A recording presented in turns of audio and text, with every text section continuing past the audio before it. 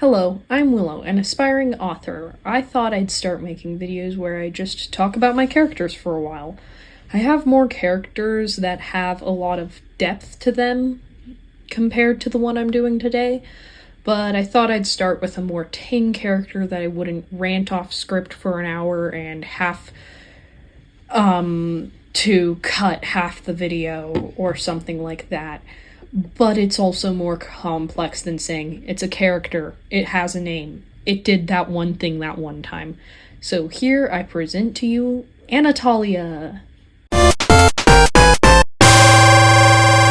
Anatolia is a character with one objective purpose in my book: to agitate shippers. That's it. That's literally it. But she does extend beyond her birth purpose. First, I want to dive into her original purpose and some scenes that happened with that, and then we can talk about what she's evolved into. Anatolia was meant to be William's high school sweetheart in a sense, someone to irritate anyone who ships William with Belladonna and add a few humorous scenes. The main first idea was along the lines of Belladonna was at a meeting and some cute rebellion girl walked up to William and looked over his shoulder and complimented his poetry and asked about his poetry. And my friend said that their character, Elliot, would reply to that situation by saying, "Oh, hell no," and, yelling at the character. At this point in the book, everyone knew William and Belladonna were a couple except William and Belladonna.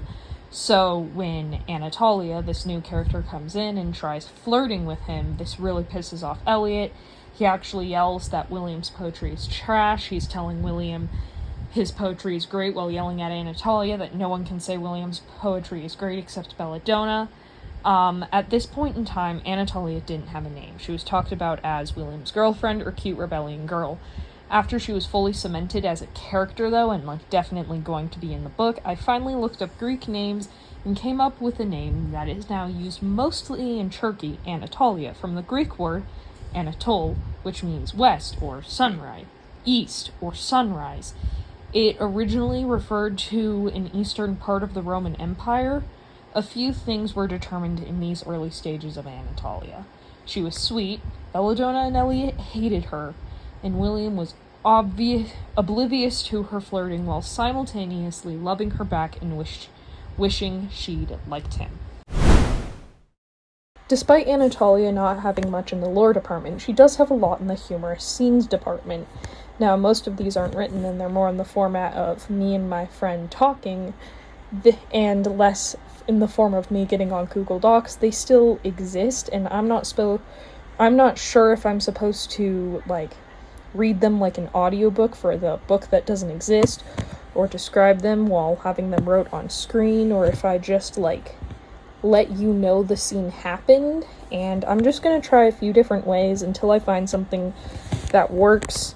I might have my friend do an audio for it because they're amazing at voice acting, but nonetheless, let's jump into it. This is the only scene I really have written down, but it's my attempt to write the introduction to the General of the Liberty Dog Rebellion, and it was also my narrative essay in English. There are also two different variants of it, but they are nearly identical, just in different perspectives. By the way, for clarification before I go into this, General Voss and Andromeda are the same person. It's just different title.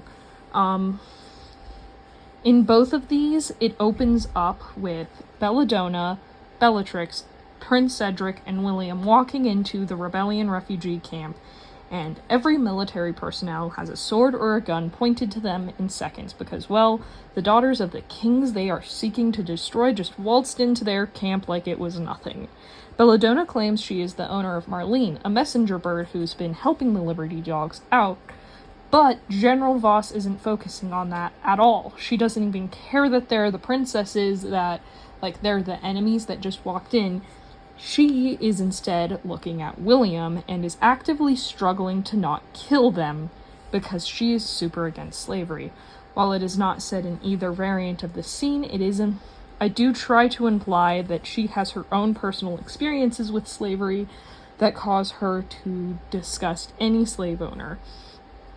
Here is where Anatolia comes in. She's blonde, she's around 15, and she is like, wow, I've never seen a slave before, and she's really awestruck. Andromeda pulls her back and tells her victims of slavery are people too, because she is just getting in William's space and making him very uncomfortable. William is super uncomfortable by Anatolia's enthusiasm.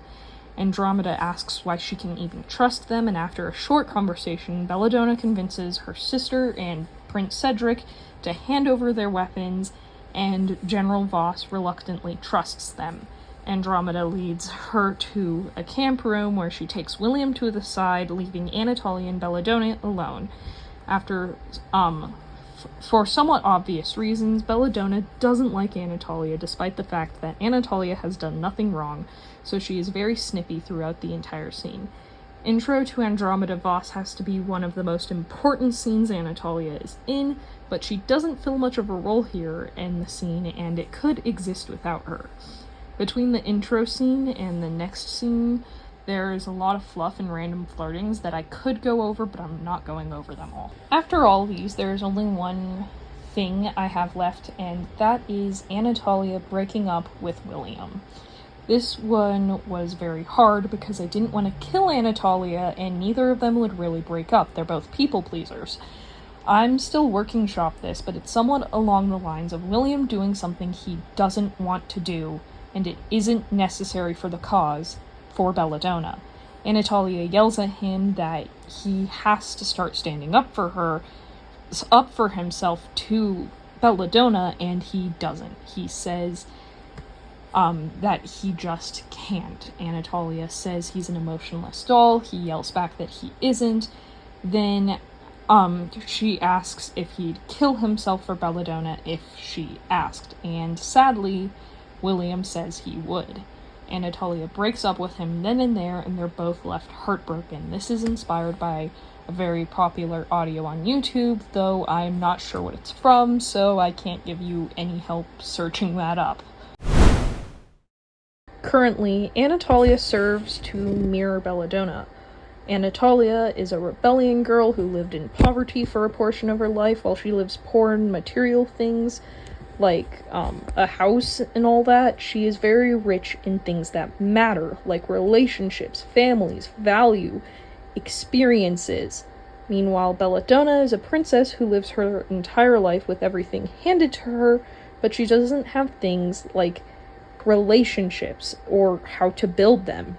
She has a very bad relationship with her family. Both her parents ignore her or are working constantly, and she doesn't have a lot of values or experiences. I'm not sure where I'm going with Anatolia, but hopefully somewhere amazing that'll leave her as an important and plot-relevant character. Outro! I'm very new to posting videos that aren't edits, even on this poetry channel, and I'm still getting my bearings. This video especially is a very new concept to me, and I'm honestly not sure if I did it well, so if you have any feedback, like how I could have done things differently, or different sections I could have added to tell you more about the character, please comment. Any feedback is good feedback.